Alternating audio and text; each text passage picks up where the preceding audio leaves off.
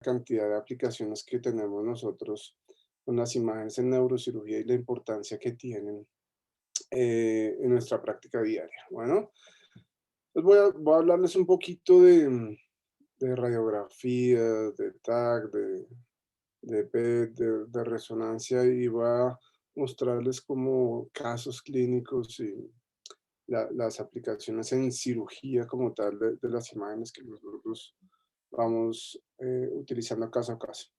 Entonces voy a empezar con los rayos X. Sí, digamos que Röntgen describió y hizo como la invención como tal de los rayos X, ¿cierto? Él era ingeniero mecánico y físico alemán y en 1895 se inventó los rayos X. Fue Nobel en 1901. Esta fue como la primera radiografía que existió, ¿cierto? Y digamos que eso hizo un cambio completo en la medicina, incluido la neurocirugía, porque hizo que mejorara, obviamente, el diagnóstico de enfermedades que antes no se podían diagnosticar tempranamente. Y a medida que fue pasando el tiempo, pues se les dio diferente uso. ¿Eh? Por ejemplo, para los tumores cerebrales solo existía este tipo de, de imágenes inicialmente, entonces se les ponía medio de contraste o se les hacía, por ejemplo, la neumoencefalografía, ¿cierto? Por ejemplo, acá, que cuando uno tiene, por ejemplo, un tumor aquí frontal, entonces eso desplaza el ventrículo y esas imágenes indirectamente le hacían pensar a los neurocirujanos en ese tiempo que, que había una masa, ¿cierto? Aquí, por ejemplo, que había un desplazamiento y era la imagen indirecta de que ahí había algo. Eso obviamente cambió con el tiempo y ya sabemos que después apareció el TAC y hoy en día la resonancia, y que eso es lo que actualmente utilizamos para el diagnóstico de los tumores cerebrales, el diagnóstico y el estudio de los tumores cerebrales. Entonces, en neurocirugía nosotros actualmente no tenemos muchos usos como tal de la radiografía. Sin embargo, hay cosas que podemos nosotros utilizar, sobre todo cuando estén ustedes en el rural, ¿verdad? Digamos que lo único que uno puede usar en el rural realmente es para ver, digamos, en una herida abierta, un trauma, ¿cierto? Saber si hay o no una fractura y si es una fractura deprimida o no. Esto es como la única aplicación así a grandes rasgos que uno puede tener en rural. De resto, pues ustedes saben, la mayoría de las cosas necesitan un TAC, entonces hay que remitir esos pacientes. Nosotros en nuestro día a día podemos, por ejemplo, visualizar si un catéter, ¿cierto?, de una derivación ventriculoperitoneal está desconectado, ¿no? Este, por ejemplo, que es el conector metálico recto, este es el catéter ventricular, esto es el resto de la derivación, ¿cierto?, del catéter peritoneal y la válvula, estas válvulas programables, em, digamos que vienen con unas muesquitas, ¿cierto? Y vienen, esto es algo generalizado, estas son las válvulas de Hacking-Codman, y estas muesquitas le indican a uno más o menos en cuánto está la presión de la válvula en milímetros de agua. Bueno, entonces esto es una válvula unidireccional que funciona de acuerdo a la presión que maneja el paciente y uno simplemente dice, mira, empiece a drenar dependiendo de si está a 70 milímetros de agua, etcétera. Entonces la radiografía nos sirve para ver en cuánto está programada esa válvula. Cuando hacemos la resonancia de los pacientes, eso se puede desprogramar, ¿cierto? Entonces hacemos una radiografía antes de hacer la resonancia, hacemos la resonancia y volvemos a programar nuestra válvula en la presión que estaba manejando antes el paciente. Entonces esto tiene como, digamos, una forma de visualizarlo, esto lo utilizan los radiólogos y esto se ve usualmente en las proyecciones laterales de las radiografías. En columna, eh, digamos que es muy importante obviamente para ver fracturas, para ver listesis, ¿sí? Pero es muy importante ver sobre todo, reconocer la anatomía. Uno tiene que saber primero qué es lo normal, ¿cierto? Cuál es la última costilla, identificar los pedículos, las apófisis espinosas, las transversas, la articulación sacroiliaca, porque de ahí partimos, ¿cierto? Si hay un balance coronal, un balance sagital, todas las relaciones osteoarticulares, sí, que parece que una radiografía no diera mucha información, pero resulta que da mucha información. La ansiedad del hueso, si hay fracturas, ¿cierto? Si hay una listesis, si está disminuido el espacio del foramen de conjugación, si hay una fractura de la parte interarticular, ¿cierto? Una espondilolisis. Entonces, todas esas cosas nos ayudan. Muchas veces, pues, si mi dolor es puramente radicular, de pronto una radiografía no es el estudio de elección, ¿cierto? Pero si el paciente tuvo un trauma o es un dolor agudo en un paciente que tiene un antecedente de un cáncer, pues de entrada, si uno no tiene nada más, la radiografía sí le ayuda mucho a uno a hacer un diagnóstico, ¿cierto? Y poder enfocar un poquito al paciente, sobre todo cuando no hay TAC, cuando no hay resonancia. Entonces es válido. Lo otro para que lo utilizamos en columna, ¿cierto? Es como tal el fluoroscopio. Después este artículo, digamos, lo publicamos el año pasado, simplemente para mostrar que ustedes saben que la mayoría de las hernias no se operan, ¿sí? Y que muchas veces cuando hay un dolor radicular se puede dar manejo con terapia física, manejo farmacológico, y si persiste mucho el dolor, uno puede hacer neurolisis farmacológica, ¿verdad? Y poner un catéter, un espinocal e inyectar corticoide, anestésico local y hacer una mezcla de eso y bloquear, ¿cierto? Anestesiar y, digamos, disminuir la inflamación del nervio donde está la hernia. Entonces, la radiografía realmente es muy útil, ¿sí? Para muchas cosas. Esto no solamente para llegar a la raíz, ¿cierto? Sino también a los ramos posteromediales de esa raíz que van a llevar la inervación a las articulaciones facetarias. Entonces nosotros nos ubicamos dentro de ese pedículo y vemos las relaciones que hay para poder poner la punta del espinocal en el sitio que nosotros queramos hacer la neurólisis o bloqueo, que ustedes escuchan ambos términos. Con respecto al TAC, entonces, digamos que el TAC se llama TAC porque las imágenes que se adquieren en crudo son axiales, ¿sí? Porque el gantry adquiere unas imágenes que realmente son en espiral, pero lo que se interpreta son imágenes axiales y por eso se llama tomografía axial computarizada. Sin embargo, los nuevos que son multidetectores no necesariamente son todos axiales y pueden hacer las reconstrucciones en todos los cortes, ¿cierto? En todos los planos. Entonces uno puede decir simplemente que es una tomografía computarizada, por eso en inglés ustedes van a encontrar que la mayoría de los términos simplemente dicen CT scan, ¿cierto? Pero pues mucha gente digamos en los términos, en la jerga se puede decir CAT scan y está bien también. Entonces resulta que el doctor Geoffrey Hansfield también se ganó el premio Nobel, ¿cierto? En 1979, ¿no? Porque es que estas tecnologías revolucionan demasiado el diagnóstico y el avance en la medicina. Digamos que la aparición de la radiografía y del TAC cambiaron el paradigma completo en el diagnóstico de las lesiones en todo el cuerpo, obviamente, pero en el cerebro definitivamente fue un cambio extremo. Lo que yo les mostraba, por ejemplo, eh, de una neumoencefalografía y ver después una lesión ya como tal en un TAC, pues es una diferencia extrema. ¿Eh? Entonces, desde el 67 se inventaron el TAC y ya después les dieron su premio Nobel y el TAC como tal se mide, ¿cierto?, en unidades Hounsfield para ver qué tan compacto es un tejido. Y de acuerdo a si es más compacto, pues la imagen es más hiperdensa, ¿cierto? Se ve más blanca en la imagen. Entonces, por ejemplo, el hueso que es más compacto, pues tiene más unidades Hounsfield y se ve más hiperdenso. Y uno siempre tiene la relación con respecto al parénquima cerebral. Entonces, si es menos denso que el parénquima cerebral, por ejemplo, el agua o el aire, entonces decimos que es hipodenso, ¿cierto? Y pues lo más hipodenso, lo menos compacto sería el aire, luego el agua, la grasa. Y pues todo el tejido cerebral, entonces vamos a decir que es hizo denso.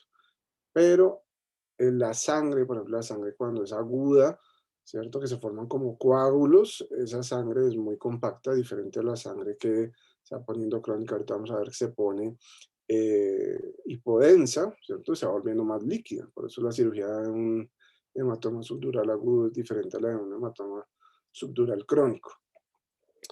Los primeros tags pues eran, cierto, así muy pixelados la cosa, pero eran otra tecnología completamente diferente a la radiografía. Entonces esto llegó como en los ochentas, a finales de los ochentas, mediados de los ochentas a Colombia, que se popularizó, ¿cierto?, de tener como tags en todos los centros grandes. eh, y al comienzo se tenían eran estas imágenes. Entonces uno decía, bueno, pues aquí hay un tumor, ¿cierto? Lo más probable. Esto fue el primer artículo que salió de un estudio de TAC para un tumor cerebral. Esto es en el Mass General. Y ahí en adelante, pues empezaron a hacer diferentes técnicas, ponerles medio de contraste, etcétera. Y eso fue avanzando en el tiempo.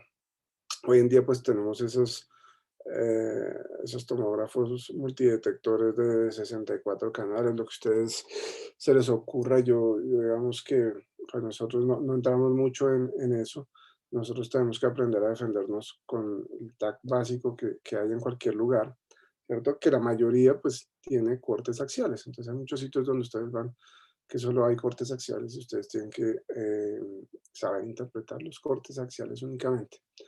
Obviamente, si uno tiene una imagen milimétrica, ¿cierto? Que podamos usar para reconstruir, pues tenemos unas reconstrucciones fantásticas como esta que se usa mucho en cirugía plástica, sobre todo para fracturas, ¿cierto? Faciales por trauma. Entonces aquí una fractura mandibular que es muy evidente, pero hay fracturas aquí en el piso y en la pared lateral de la órbita, que son muy útiles, sobre todo para hacer los planeamientos de las reconstrucciones craneofaciales.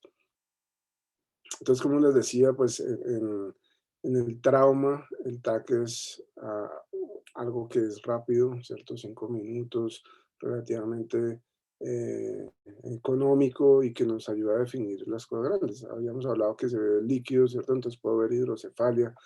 Si veo la sangre, pues puedo ver hematomas como este, que es un hematoma epidural, ¿cierto? Que se ve como una lentejita, un lente biconvexo, o un hematoma subdural, en este caso un hematoma subdural agudo, ¿cierto? Que se ve hiperdenso, que tiene una forma de media luna. Y bueno, uno puede ver, hay varias cosas, ahorita les voy a decir qué cosas se puede uno revisar con todas las imágenes, cuáles son los parámetros que uno debería aprovechar para revisar. Entonces, a medida que va pasando el tiempo, ¿cierto? El hematoma agudo se va poniendo isodenso aquí, ¿cierto? Porque la sangre ya no está tan compacta y finalmente se va poniendo hipodensa hasta que se vuelve líquido. Entonces, por ejemplo, aquí hay una zona más hiperdensa. Entonces, eso quiere decir que hay un sangrado nuevo, ¿verdad? Y el paciente está acostado, entonces lo que es más denso va para abajo.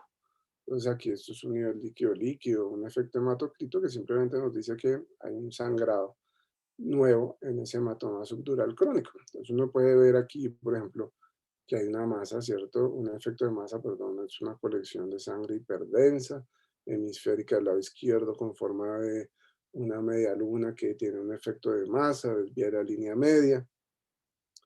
Y todas estas cosas, pues uno las puede medir. Uno dice aquí, no, pues esto es, ¿cierto? Un hematoma subdural subagudo y en algunas partes ya cronificado, que tiene efecto de masa, comprime el ventrículo lateral de ese lado y desplaza el cerebro, ¿cierto? Y desplaza la línea media, en este caso de derecha a izquierda. Eso lo ayuda a uno, por supuesto, a definir una conducta, ¿cierto? Quirúrgica o no. Entonces, todos son detalles que uno tiene que tenerlos ya por protocolo, porque es muy distinto, ¿cierto? Si uno no sabe interpretar una imagen, si va a operar un hematoma subdural agudo, ¿cierto? Que se ve así como un coágulo y tiene que ser una craniotomía grande, que si yo máximo en un hematoma subdural crónico tengo que hacer una craniotomía chiquita, ¿cierto? Usualmente hacemos solamente un trépano y aquí pues simplemente abrimos la dura madre y vemos la capsulita del tumor y del hematoma, perdón, y de ahí sale el contenido líquido, ¿cierto? Como aceite de carro o simplemente de vino porto. Y ya, es muy distinto operar estos dos, entonces por eso la imagen también es muy importante. Muchas veces vemos que hay hematomas como estos que no necesariamente tienen resangrados así distribuidos, sino que están septados, trabeculados, y eso hace que uno tome la decisión entre hacer solamente un trépano chiquito o hacer una mini craneotomía. Entonces, esto es un caso hace poco que tuvimos que ver, simplemente es para mostrarles que uno puede ver fracturas, ¿verdad? Porque el hueso se ve bastante bien, puede ver cualquier tipo de lesiones intracraneales, por ejemplo, esta más que era unas esquirlas de un proyectil de arma de fuego, ¿verdad? Puede ver aire, neumoencéfalo, puede ver sangre, aquí hay hemorragia subaracnoidea, puede ver todo lo que uno quiera. Entonces la tomografía es un estudio rápido, por eso lo usa uno en urgencias para definir un manejo de alguna patología que requiera una cirugía urgente. ¿Qué cosas uno debería siempre como utilizar para medir todas las cosas, ¿cierto? Para tomar una buena decisión y analizar adecuadamente un TAC, ver si hay desviación de la línea media, si las cisternas de la base están abiertas o están obliteradas, ¿cierto? Si hay alguna hernia subfalcina, etcétera. ¿Cómo está el sistema ventricular? ¿Está colapsado? ¿Está aumentado de tamaño? ¿No? Y uno puede calcular los volúmenes así no haga una reconstrucción tridimensional, pues como lo que uno quisiera, igual sí puede calcular em, los diámetros en los tres planos y dividirlos sobre dos, y eso más o menos le va a dar uno un volumen aproximado de un hematoma o de una lesión.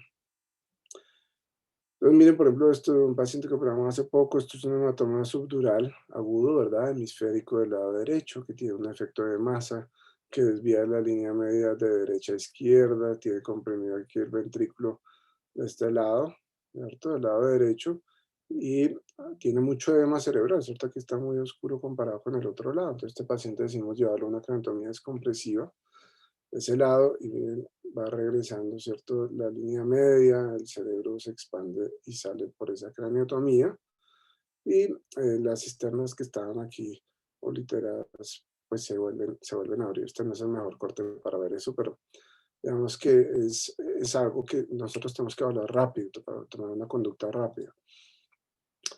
Este es uno de los tags que más me gusta mostrar porque tiene de todo, ¿sí? Entonces, por ejemplo, en un tag de estos yo puedo ver que hay edema de tejidos blandos, hay enfisema subcutáneo, hay una fractura, hay un antecedente de una craniotomía descompresiva, hay neumoencéfalo, estas hiperdensidades intraparenquimatodas que son de unas contusiones hemorrágicas, cierto edema cerebral, la punta de una ventriculostomía. Entonces aquí el TAC es simplemente para mostrar que el TAC sirve para ver todo lo que ustedes se imaginen. Obviamente hay ciertas cosas en detalle que de pronto un tumor no es lo ideal, ¿cierto? De pronto para evaluarlo inicialmente sí, pero aquí, por ejemplo, esto es un paciente que desarrolló un tumor cerebral, inicialmente tenía cefalea, el TAC realmente no tenía mayores hallazgos, ¿cierto? Pero digamos que aquí no se veía, y a los 3 meses sale estos tumores, este tumor pues bifrontal y a cirugía, termina siendo un sarcoma. Digamos que el TAC es simplemente para dejar el mensaje, que el TAC sirve para ver cosas en el momento, ¿cierto? De tomar una decisión quirúrgica de urgencias, pero si uno tiene un tumor y tiene que ver más en detalle si aquí, por ejemplo, había algo. No tenemos por qué, pero si un paciente tiene un dolor de cabeza con signos de alarma, de pronto el TAC ayuda a descartar cosas grandes, pero si el paciente sigue con cefalea, probablemente uno tiene que seguirlo estudiando, ¿verdad? Hacer una resonancia y pasar a un segundo plano. Entonces, miren cómo se ve. Esto es muy interesante porque desde el TAC uno puede ver si la lesión está dentro o fuera del parénquima cerebral. Entonces, si está dentro del parénquima cerebral, ¿cierto? Los radiólogos, etcétera, todos llamamos que está intraaxial. Si está por fuera del parénquima cerebral, entonces decimos que está extraaxial. Eso para nosotros en neurocirugía es muy importante porque de eso depende que nosotros necesitamos o no hacer digamos, una corticotomía, ¿cierto? A lesionar de alguna manera directa el parénquima cerebral. Entonces, por ejemplo, este era una lesión bien definida, ¿cierto? Bordes bien definidos. Esto es un TAC con medio de contraste, con mucho edema, ¿cierto? Viendo la línea media horrible, una masa gigante, que no nos dio espera. Este paciente llegó convulsionando, intubado, entonces pues no hay tiempo para hacer una resonancia y uno con el TAC define, ¿cierto? Si uno ve una masa, pues dice, no, pues le hago un estudio contrastado de una vez y con eso define. Entonces el paciente se llevó a cirugía con el TAC únicamente. Se le hizo la cirugía y pues se le hizo la resección de su tumor, ¿cierto? También esos tumores, esos meningiomas, en este caso un meningioma que es extraxial, ¿verdad?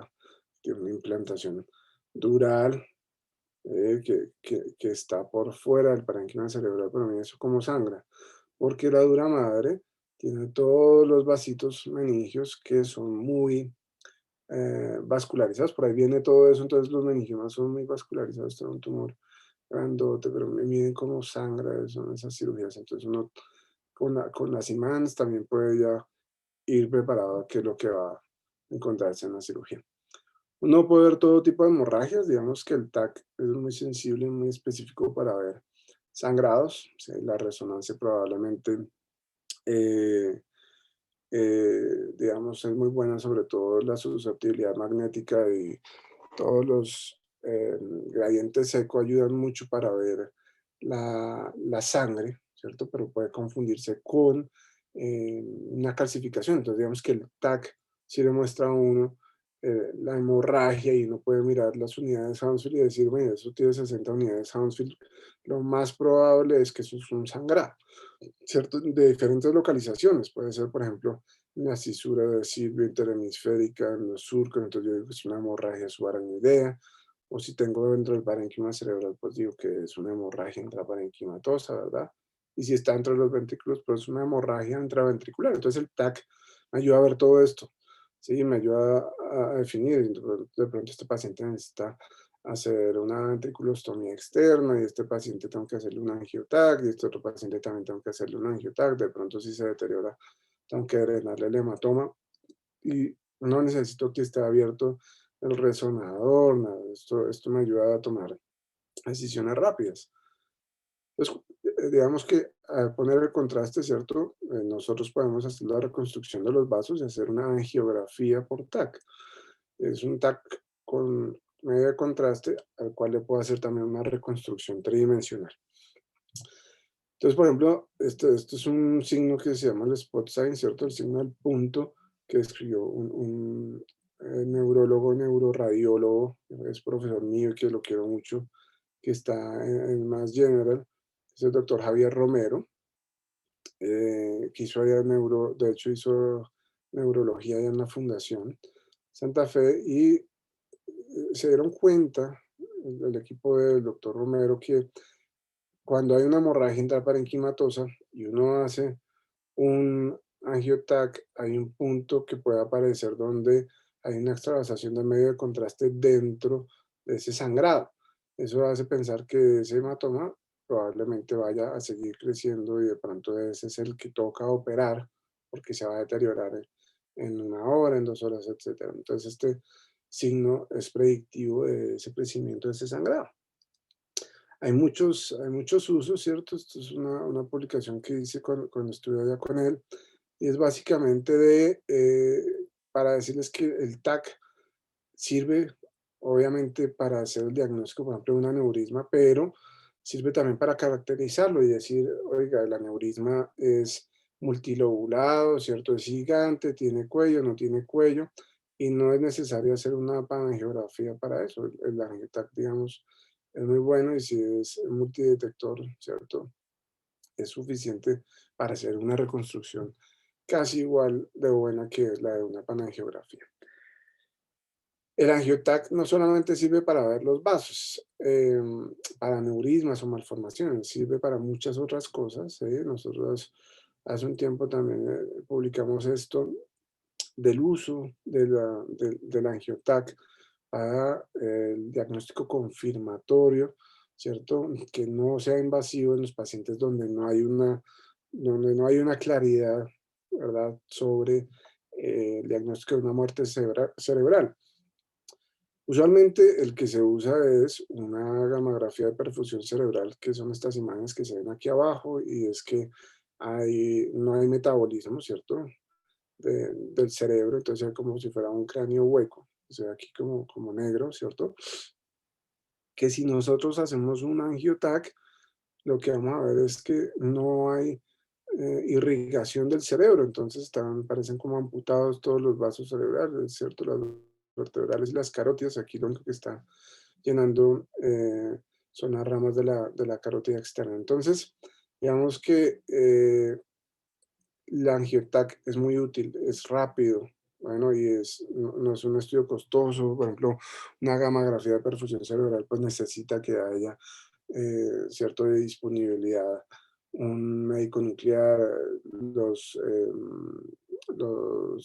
radionucleótidos que se usan para eso. Entonces, digamos que el angiotac es una muy buena herramienta, no solamente para diagnóstico de patologías que vayamos a operar, sino también para tomar decisiones, ¿cierto? En pacientes que tuvieron un trauma craneoencefálico severo, que tuvieron, eh, qué sé yo, un ACV hemisférico de un lado y hizo un edema cerebral y quedó en muerte cerebral.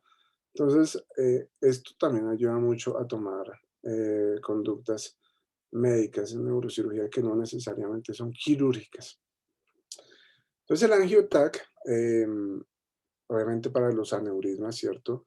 Es excelente porque nos permite hacer una reconstrucción en todos los cortes con el medio de contraste y nos permite ver si hay alguna dilatación, como en este caso, ¿cierto? Esta es la arteria basilar, las arterias cerebrosas superiores, las cerebrales posteriores, y en el tope, en la punta de la arteria basilar, está esta dilatación, ¿cierto? Este aneurisma, que es un aneurisma del tope de la basilar, que nosotros podemos reconstruirlo en 3 dimensiones. Este, por ejemplo, no es la mejor reconstrucción, ¿cierto? Porque eso depende del tomógrafo que uno tenga para la adquisición.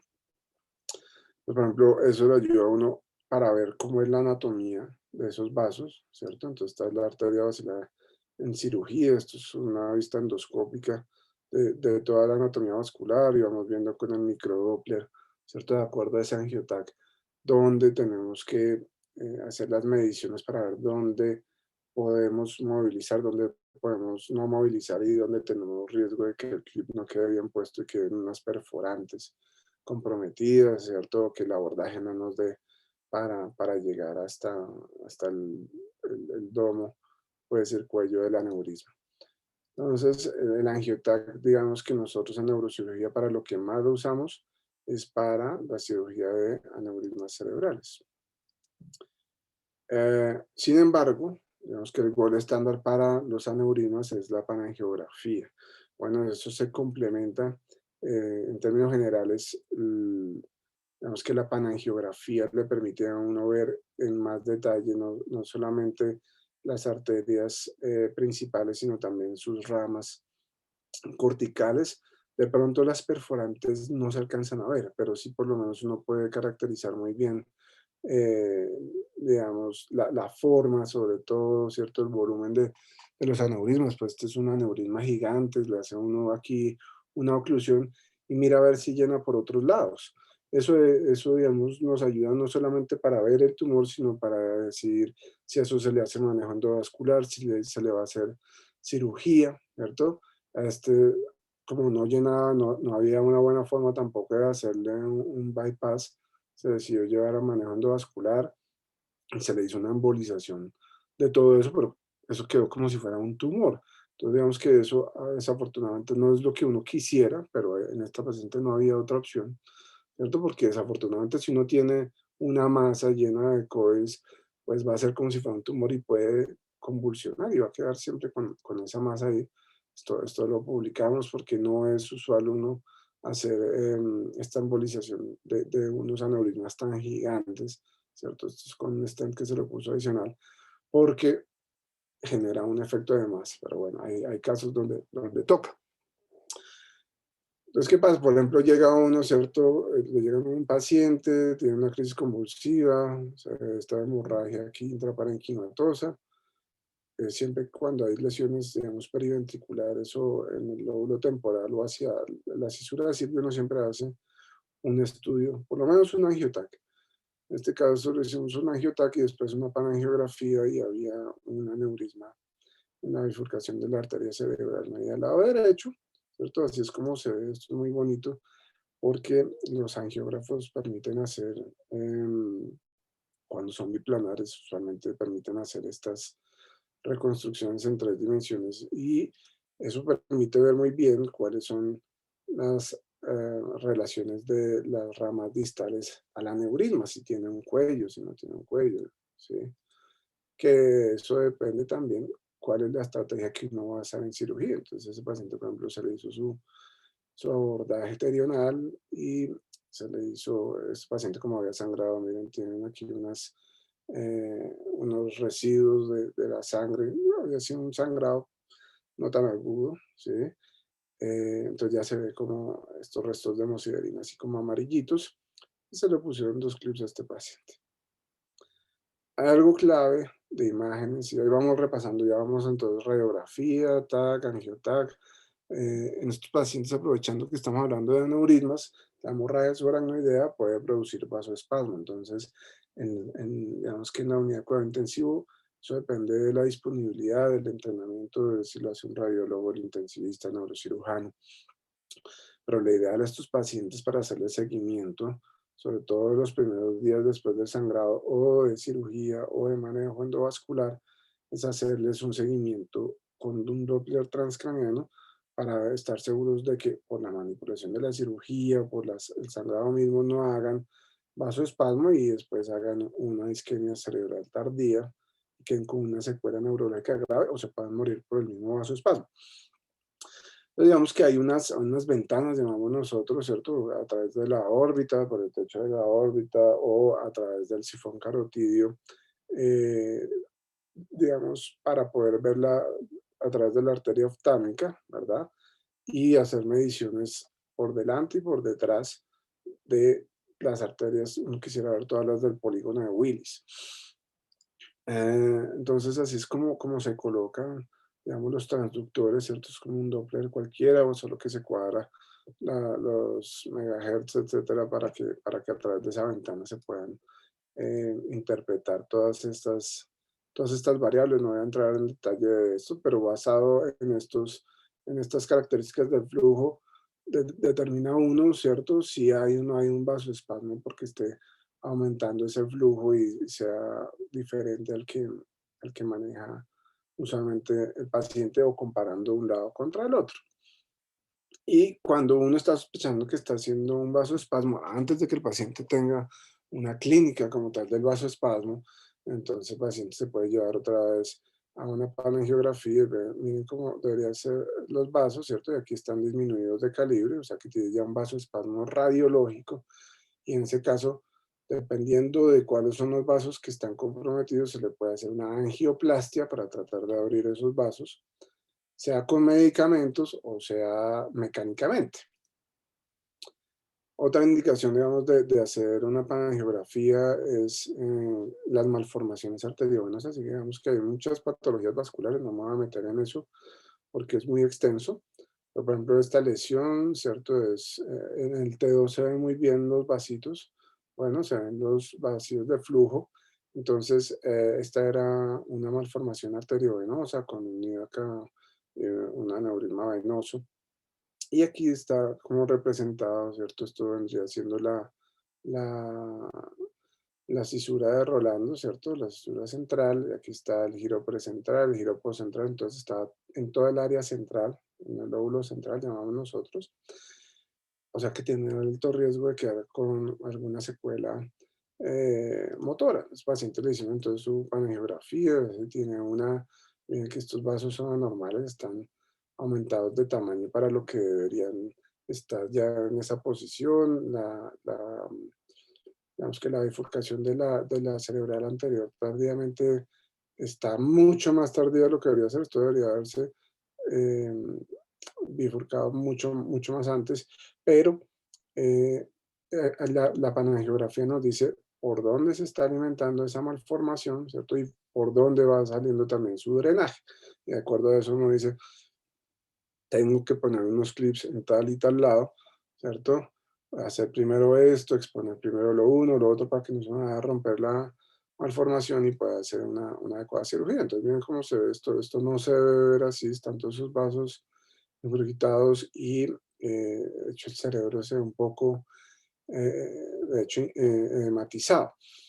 Entonces uno tiene que empezar a buscar la malformación, uno sabe que está aquí profunda, ¿cierto? Entonces tiene que irse profundo, para eso sirve también la resonancia y tener cuidado porque toda esta región pues está muy vascularizada. Entonces lo primero que hace uno es ir y buscar dónde está la malformación, ¿cierto? Identificar las estructuras, el aneurisma, el resto del nido, y va uno, digamos, devascularizando la malformación, ¿cierto? Poniendo los clips en las arterias nutrientes y en las venas por donde está haciendo el drenaje. Esta es otra malformación arteriovenosa, es una malformación, ¿cierto? Que la resonancia pues no se ve mayor cosa, pero miramos que en el T2 se ve un vacío de flujo, o sea que esto lo más probable es que sea una lesión vascular, y a esto eh, le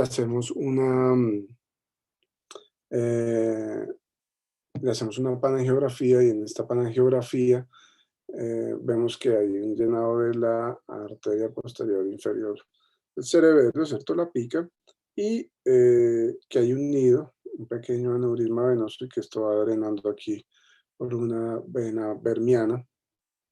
Entonces uno hace el planeamiento, ¿cierto? Uno dice, pues yo puedo desfuncionalizar esto completamente antes de que vaya a ser una hemorragia subaracnoidea, ¿cierto? Y genera un déficit neurológico en ese paciente, y es el motivo por el cual nosotros los terminamos operando. Recuerden que a veces se hace manejo endovascular, a veces ni siquiera en manejo endovascular, sino solamente radiocirugía. Entonces, de esas panangiografías se toman muchas decisiones, y digamos que es el gol estándar también para identificar todos los vasos nutrientes y el drenaje de esas malformaciones. Entonces, uno siempre tiene que tener en cuenta a qué sitio, a qué senos que está drenando una malformación y por dónde se está alimentando. Uno siempre revisa toda la anatomía. Esta malformación está drenando a través de las venas vermianas inferiores al seno transverso, ¿cierto? Prácticamente a la tórcula. Entonces uno tiene que ir preparado a que va a sacrificar de alguna manera una de estas venas, que eso se puede hacer. Entonces esta paciente se le hizo un abordaje suboccipital por línea media, expusimos aquí nuestro cerebelo, aquí se ve la venita vermiana que vaya finalmente a drenar al seno, y esto es lo que se veía, este es el pequeño aneurisma, y este es el nido de la malformación. Entonces lo que hace uno es colocar aquí unos mini clips para, para evitar dejarle digamos, una masa, por decirlo así, ¿cierto? Que no es necesario tenerlo en ese punto. Se le pone un mini clip, se hace la resección del nido, bueno, y quitamos toda la vascularización. Si quieren leer de ese caso, eso lo publicamos también hace unos años con mi padre. Por otro lado, el TAC podemos usarlo también para hacer el estudio de PET-CT, ¿cierto? Un PET scan. Y el PET scan lo utilizamos usualmente cuando hay alguna duda, y sirve para ver procesos, sobre todo inflamatorios, ¿sí? Donde hay aumentado el metabolismo en alguna enfermedad, y dependiendo del momento en el que uno le haga la imagen después de administrarle el, digamos, el radioactivo con el que uno le esté haciendo el radionucleótido con el que uno le esté haciendo el estudio, pues va a salir si hay o no un aumento de ese metabolismo. Entonces, por ejemplo, este fue un artículo que publicamos hace un par de años con, con unos amigos del MD Anderson, y esto es para sarcoidosis espinal, ¿cierto? Entonces, miren cómo aumenta el metabolismo en esos sitios que uno por resonancia no sabe si es un tumor, si es una metástasis, si eso es algo infeccioso. Entonces, el PET realmente uno lo solicita es para tratar de enfocar el diagnóstico cuando uno no está muy seguro. Entonces, el PET, por ejemplo, le dice a uno, oiga, tiene aquí y también tiene en los pies. Entonces, un momento, hay algo ahí extraño, ¿cierto? Si aquí, por ejemplo, hay un metabolismo elevado también en el cerebelo y no solamente en la médula espinal, entonces no es solo un proceso aquí eh, localizado, sino que es algo diseminado. Por ejemplo, que espero que salga, salga adelante pronto, que estamos haciendo con David. em, es un paciente que nos llegó para ver si le hacíamos una biopsia, ¿cierto? Tenía este TAC con unas lesiones ahí osteolíticas en el cráneo, en todo el cráneo. Yo nunca había visto un cráneo así. Entonces, pues no sabían si eso era un cáncer, si era algo benigno, maligno. Digamos que es una imagen característica de una enfermedad de Payet del hueso, pero como no estaban seguros, le habían hecho también un PET scan, ¿cierto? Que simplemente combinar esa información y ponerla en un TAC y ver dónde es que se está eh, aumentando el metabolismo. Y en este caso tenía en L5 y en L1 y en todo el encéfalo. Entonces, uno mira, oiga, ¿qué patologías son las que producen este patrón de aumento del metabolismo? ¿Cierto? Que miren cómo está ese cráneo, cómo aumenta el metabolismo también en la columna. Entonces, esto es clásico de esa enfermedad ósea de Payet.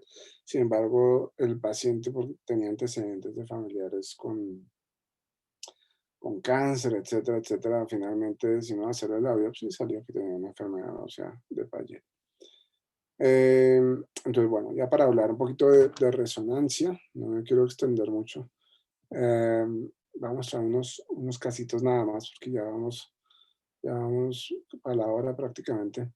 Entonces, bueno, Peter Mansfield y Paul Lauterbur también se ganaron el premio Nobel, ¿cierto? En 2003, porque la resonancia pues transformó completamente el diagnóstico de las patologías, sobre todo las patologías cerebrales.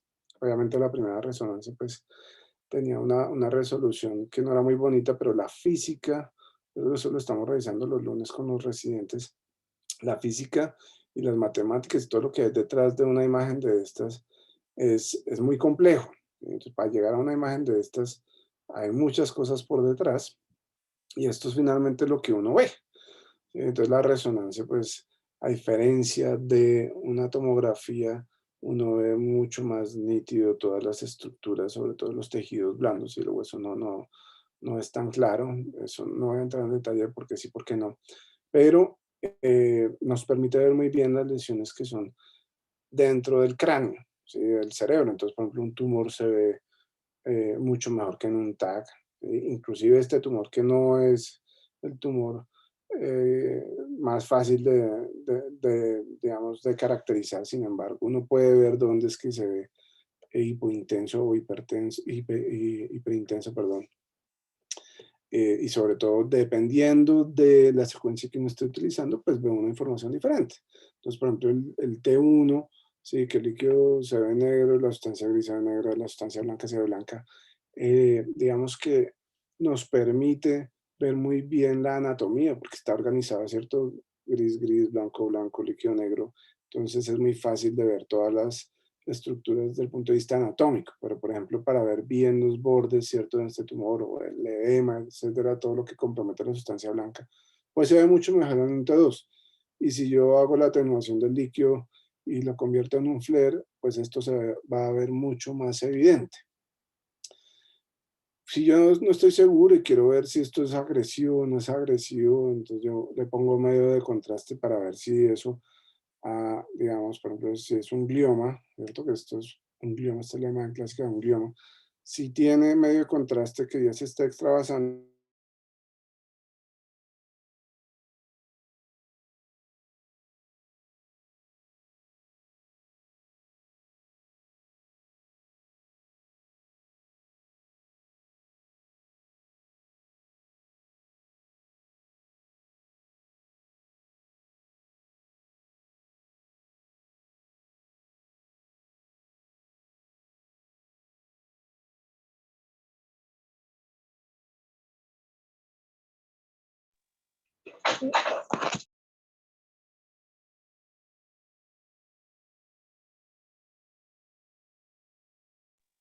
Les pedimos por favor un momento y ya vamos a solucionar. El problema, al parecer, al doctor se le cayó la conexión.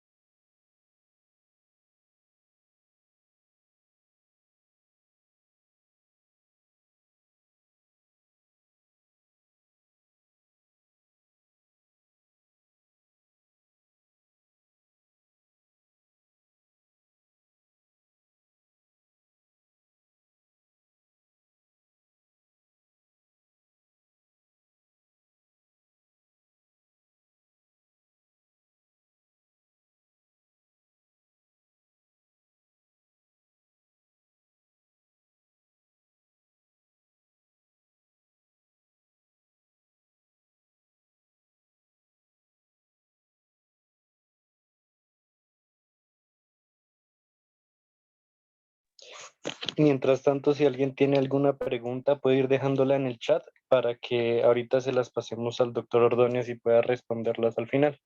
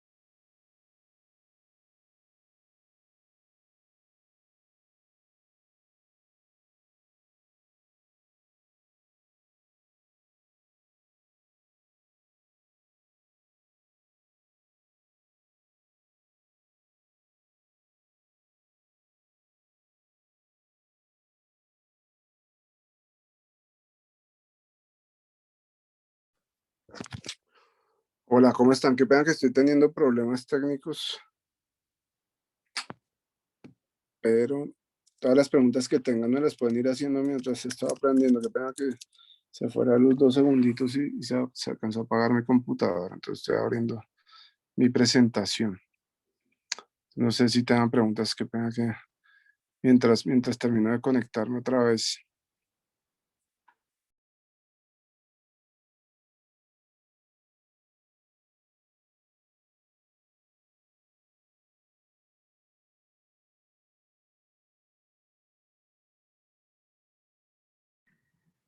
Doctor, referente al angiotac, a mí me quedó una duda como, pues yo lo puedo utilizar en casos de urgencia.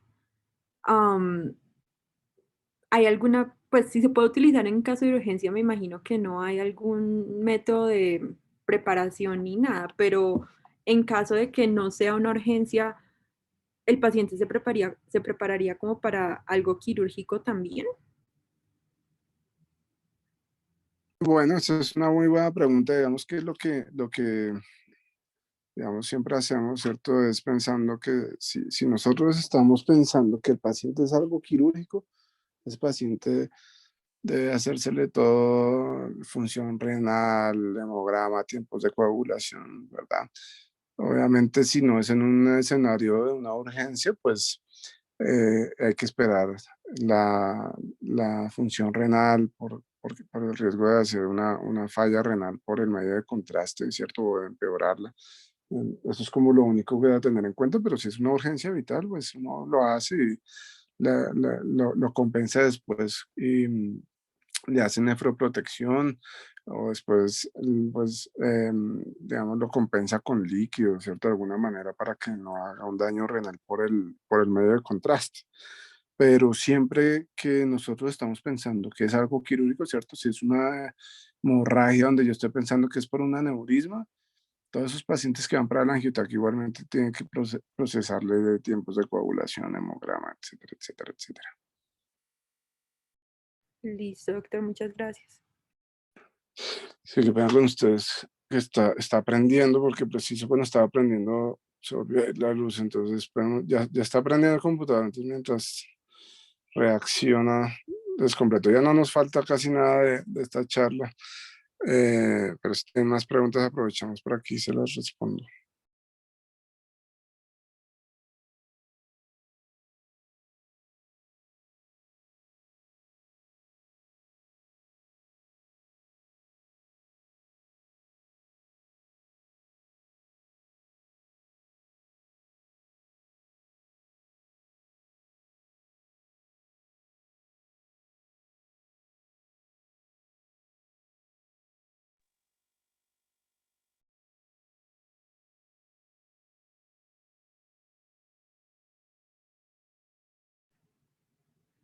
Doctor, también tengo otra pregunta.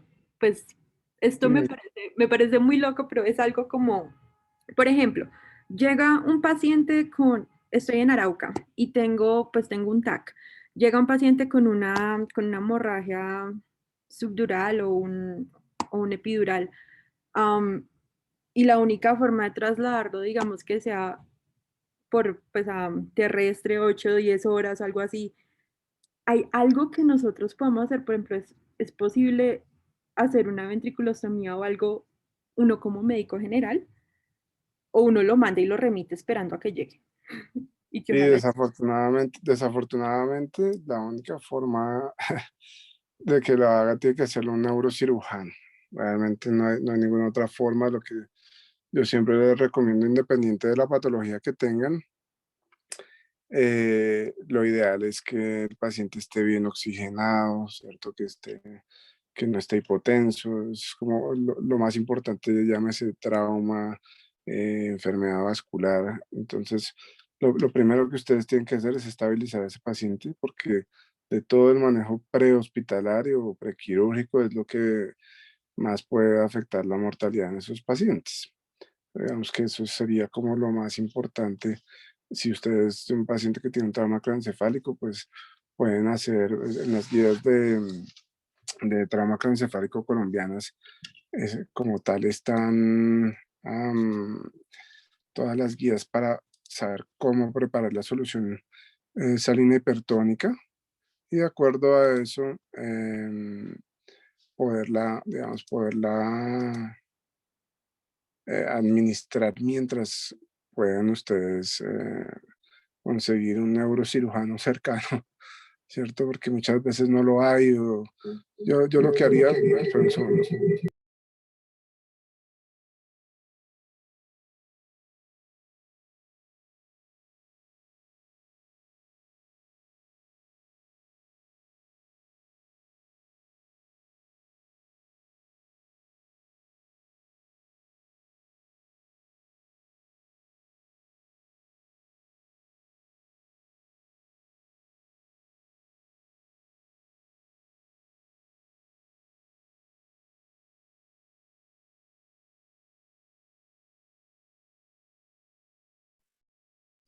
Listo, qué pena, ahora sí.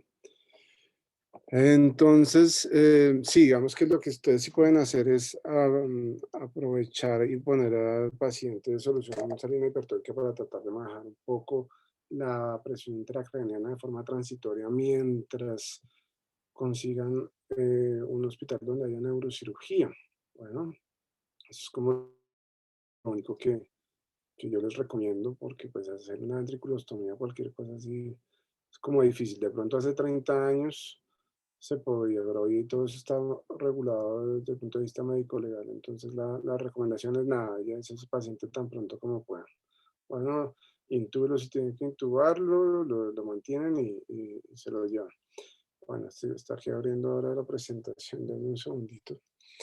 Gracias, doctor. Pero bueno, digamos que a grandes rasgos eso es como les digo, hay muchas indicaciones, esto es simplemente una abrebocas de todas las cosas. Mi recomendación es, ustedes como médicos generales, pues no tienen que saber leerlo todo, ¿cierto?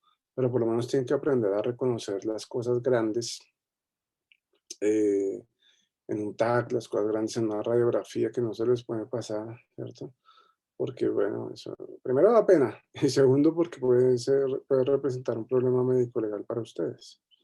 Entonces, digamos que por eso decidí revisarles este tema porque a veces revisamos temas que son muy específicos, ¿cierto? Y que de pronto no es lo que más les va a servir a ustedes.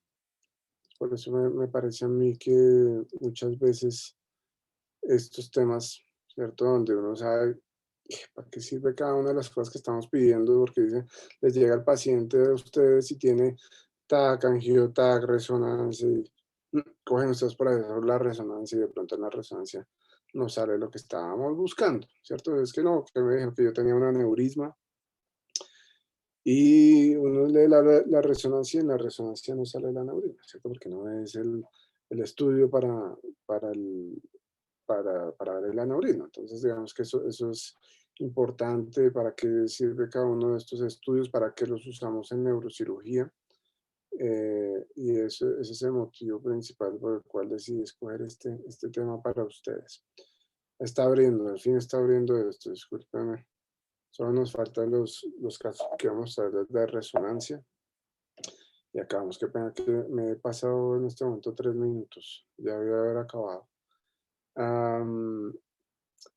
Entonces, muchas de las cosas ustedes van a estar limitados como médicos generales que no van a poder pedir una resonancia porque la EPS solo les deja pedir radiografías, porque eso solo pueden pedir un estudio al mes. Bueno, todas esas cosas. Entonces, no se, digamos, no se limiten por lo que ustedes puedan o no puedan pedir.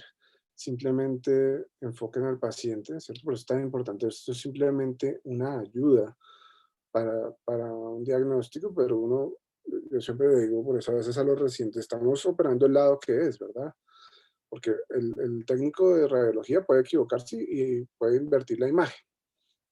Entonces yo sí creo que es muy importante que uno sepa qué es lo que está buscando, dónde lo está buscando en la imagen antes de ver la imagen.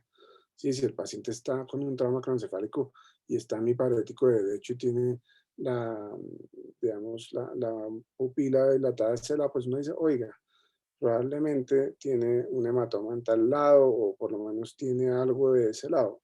Porque si uno dice, oiga, está midriático del lado derecho, pero tiene una lesión del otro lado, o sea, que tiene un Kernoghan o hay algo raro y pueda que se lleven sorpresas en cirugía.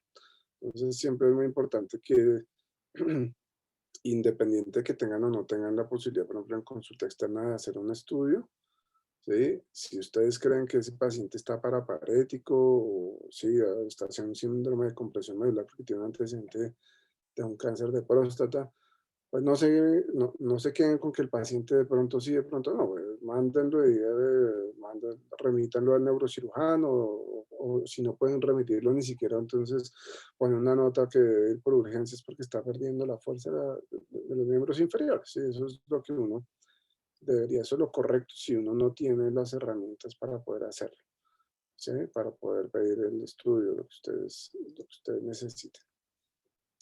Entonces, ya puedo compartir finalmente. Ahora sí. Bien. Ahí están viendo mi pantalla. Está cargando, doctor. Ya. Ahora sí. Ya, ¿Sí? doctor. Ya ahí podemos ver. Bien, qué pena con ustedes. Entonces, miren, cuando yo pongo el medio de contraste, estaba diciéndoles que quiere decir que el tumor es muy agresivo y rompió probablemente la barrera hematoencefálica y se está extravasando el medio de contraste. Entonces, si está rompiendo la barrera hematoencefálica, eso sugiere que el tumor es más agresivo. Entonces, por ejemplo, si yo solo puedo hacer una biopsia o no estoy seguro, no, este no es el caso, pero si yo no estoy seguro de que sea un tumor o de que es un paciente que yo operé y de pronto esté haciendo cambios por la radioterapia, ¿cierto? O que sea realmente una recaída del tumor, yo puedo hacer otras secuencias de resonancia, por ejemplo, esta que es la espectroscopía, que me habla del metabolismo, ¿cierto? De la parte metabólica de digamos, un fragmento de la resonancia, eso lo llamamos el voxel, que es la unidad volumétrica mínima que yo puedo analizar, ¿cierto? En volumen y decir, oiga, en este voxel, este es el patrón que yo tengo metabólico, entonces, por ejemplo, en los tumores, ¿cierto? En los gliomas, y si son de más alto grado, aumenta mucho la colina, ¿cierto? Es la relación de la colina con la creatina, y disminuye el N-acetilaspartato, porque hay una destrucción de las células. No voy a entrar en detalle de eso, pero digamos que si alguna vez ven una espectroscopía, usualmente es para tratar de mirar el metabolismo de la lesión que yo estoy buscando.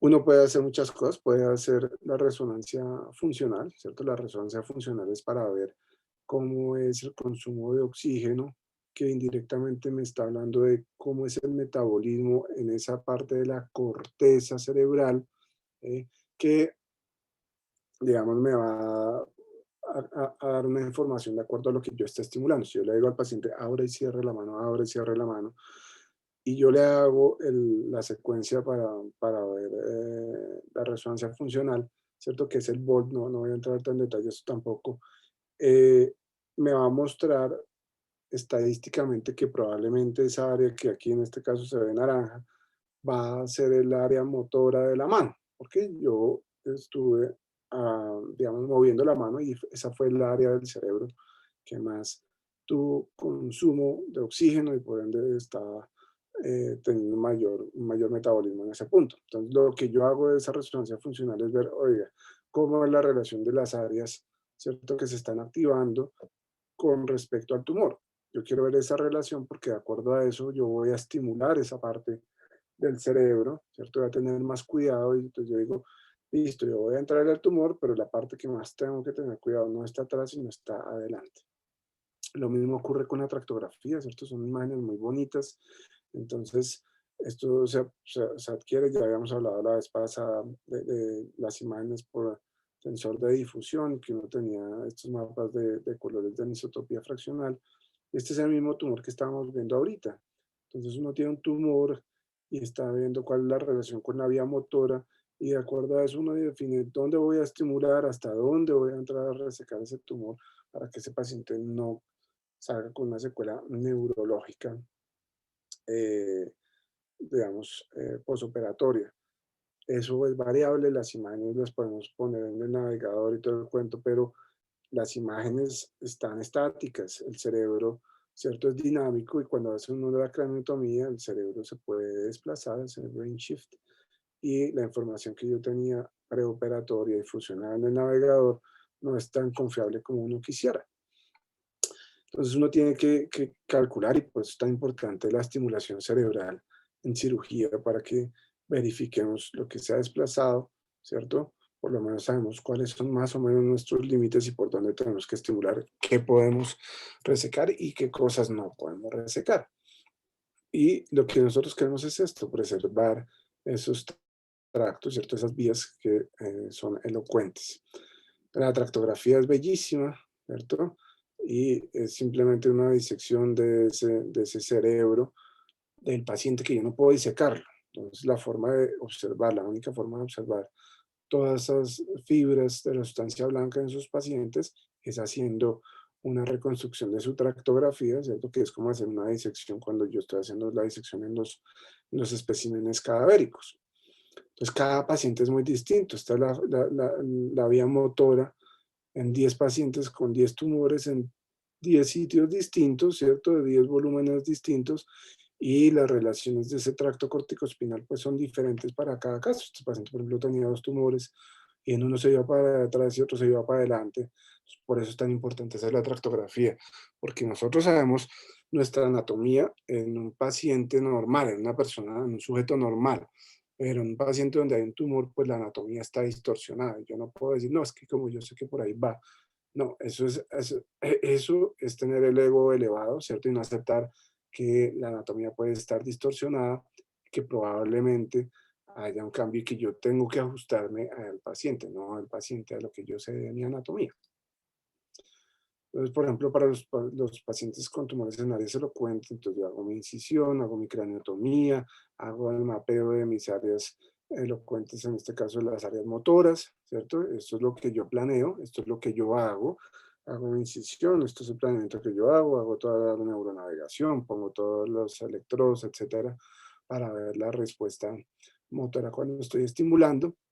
Esta es la cirugía que hacemos siempre para los casos de estimulación en área motora. Entonces hacemos nuestra incisión, vamos poniendo nuestros ganchos de Rani o las Kellys para hacer la hemostasia, hacemos nuestros trépanos, ¿cierto? Y nuestra craniotomía. A mí me gusta personalmente hacerlas grandes, ¿sí? Para tener una adecuada área de exposición. Seguramente hay centros donde lo hacen con mínima invasión. Personalmente pienso que es bueno tener expuestas las áreas donde yo voy a estimular para evitar problemas. Bien. Entonces, esto es lo que yo tengo, ¿cierto? Este es el tumor, la imagen, yo la utilizo para saber dónde voy a estimular, dónde está mi tumor, dónde está mi área elocuente, poder hacer mi resección. Estos son los numeritos que voy poniendo de los sitios que voy estimulando, la mano, la cara, ¿cierto? El hombro, etcétera. Y eso es lo que voy diciendo, aquí no me puedo meter, aquí no puedo resecar, ¿sí?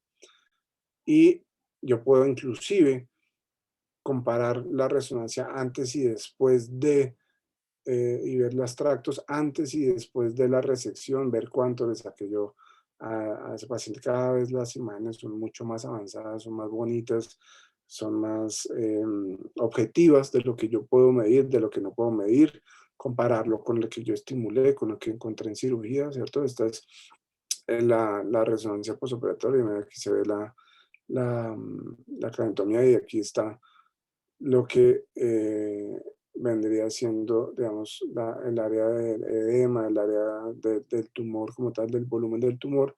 ¿Sí? Este es el tumor, este es el área de la resección y lo más importante que es tener a nuestro paciente bien, sin déficit neurológico.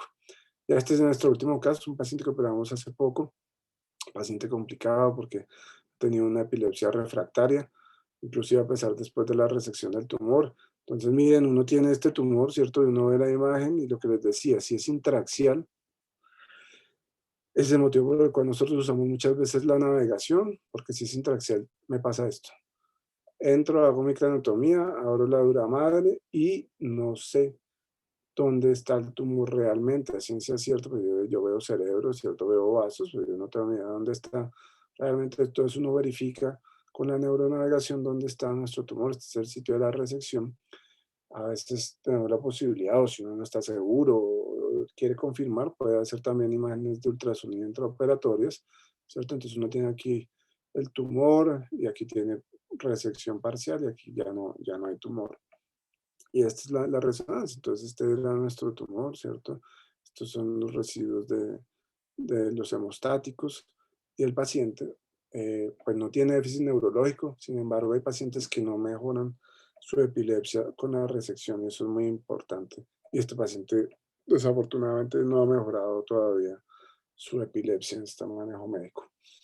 Entonces ya solo para concluir, y discúlpenme que me he pasado cuarto de hora por los problemas técnicos, simplemente quiero dejarles un mensaje y es que las imágenes son una herramienta, ¿sí? Muchas veces nos quedamos, por ejemplo, si estamos en una cirugía y se quedó sin navegador, se quedó sin navegador, entonces ya se quedó sin esa herramienta. Bueno, uno lo puede usar para diagnóstico y para tratamiento. Bueno, esto está evolucionando impresionantemente. Todos los días hay alguna nueva modalidad de resonancia o hay una nueva modalidad de integración de imágenes, ¿cierto? Con tanta información que hay, todo lo que les boté y todo lo que falta ahí por votar, lo importante es que si ustedes tienen una radiografía, miren bien la radiografía. Si tienen un TAC, miren bien el TAC. Porque si uno se salta algo, ¿cierto? Así sea uno médico general, pues es un error de uno. Y no es el error porque uno no sea el especialista y no lo vio. No, es porque uno es médico, uno tiene su estudio, tiene hasta el reporte del radiólogo y uno no se tomó el tiempo de ver bien esa imagen. Entonces, si el paciente les lleva con una resonancia, pero tómese el tiempo de revisar la resonancia. Bueno, ese era como el tema que quería revisar con ustedes hoy. Espero que hayan aprendido, hayan disfrutado. Y si tienen más preguntas, me las pueden hacer en este mismo instante. Doctor, hay una pregunta en el chat. María López. Mi pregunta es sobre el diagnóstico de vasoespasmo mediante el Doppler. Se evalúa el flujo de la cerebral media y se compara con la arteria carótida. ¿Se pueden evaluar mediante otras arterias? Hay que ver todo. Realmente, si uno pudiera, debería medir todas las arterias del polígono, ¿cierto? Por lo menos la carótida y la cerebral media. Y eso depende. Hay unas guías, ¿sí? Pero hay unos protocolos, digamos, institucionales, donde miran los flujos y eso existe también para enfermedad oclusiva arterial del cuello. Y hay unos valores, ¿sí? Lo importante es que uno tenga establecido cuáles son los valores de normalidad y de acuerdo a eso uno mira, ¿cierto? Si el flujo está disminuido, está aumentado y lo compara. Yo siempre creo que uno, igual que en toda imagen, tiene que comparar un lado contra el otro, ¿sí? Porque es muy raro, pero puede pasar que estén los dos lados afectados, ¿sí? Entonces, por eso uno mira un lado contra el otro y mira en el tiempo. Entonces, si uno no puede hacer un solo tag, ¿cierto? Si está evaluando algo también en el tiempo, entonces hace primero un tag y luego hace el otro. El Doppler es demasiado observador dependiente, ¿sí? Y operador dependiente, entonces tiene una limitación muy grande y es que es muy, para mí es muy subjetivo y la curva de aprendizaje no es tan corta como pareciera. Desafortunadamente hace poco falleció el doctor José Nel Carreño. Yo creo que en Colombia era la persona que más tenía experiencia en el uso del Doppler para mirar vasoespasmo cerebral. Entonces, eso lo puede hacer radiólogos, intensivistas, neurocirujanos. Para mí lo más confiable es una persona que lo haga todos los días. Ese es el mejor criterio para creerle verdaderamente a un Doppler. ¿Qué pasa con el Doppler? No hay en muchas instituciones, depende del equipo, ¿cierto? Las mediciones de los flujos, porque a veces no está la sonda para poder poner bien, porque la ventana ósea es un poco diferente, ¿cierto? Si yo pongo directamente el Doppler, por ejemplo, en el cuello. Entonces, como les digo, es operador dependiente, pero es muy operador dependiente, igual que cualquier ultrasonido. Entonces, tiene esas limitaciones, es muy bueno para detectar cambios rápidamente, ¿cierto? Pero tampoco es que sea pues 100% diagnóstico y por eso uno hace una panangiografía y la panangiografía sí le dice, mire, esto está realmente ocluido, punto final. Bueno, entonces esa es como la respuesta a eso. Se pueden evaluar mediante otras arterias. Se pueden ver muchas arterias, pero digamos que la confiabilidad y lo que a uno le preocupa realmente que haga vasoespasmo es o la carótida o la cerebral media, que son las arterias con mayor elocuencia.